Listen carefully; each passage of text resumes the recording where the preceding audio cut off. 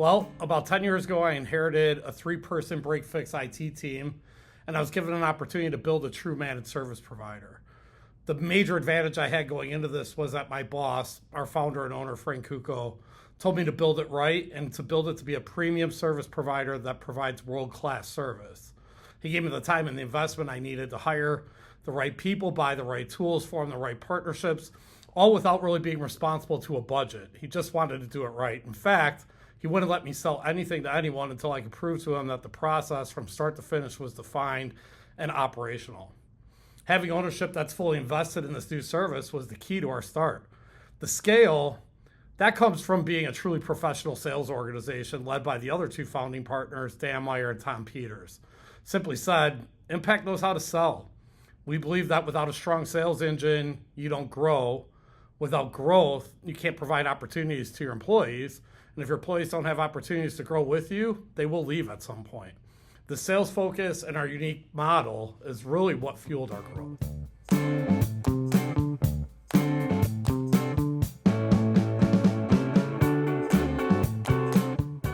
The initial challenge was getting the internal sales team to buy into the new managed service program and to sell paid assessments. This was a professional sales team, as I mentioned, but the history was in selling copy and print devices or commodities.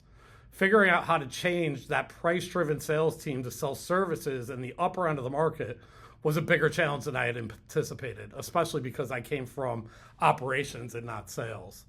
Some of the other challenges that surprised me was the ability to scale once the sales team did catch on. We were moving really fast. We were writing lots of deals, and we had to figure out how to get our service delivery to stay at the high standards that we had built, but with a much larger workload and being distributed across, in the beginning, 12 locations and now 26 locations makes that even harder. And I think the last challenge, one that we're still overcoming, is that we didn't have all the right modern back-end systems in place to support the type of business that we were becoming. Workarounds started to become the norm, and before you knew it, you have long, hard-to-follow processes to complete simple tasks. So we had to take a step back and redefine a lot of the things that we did to get here to fuel our growth into the future.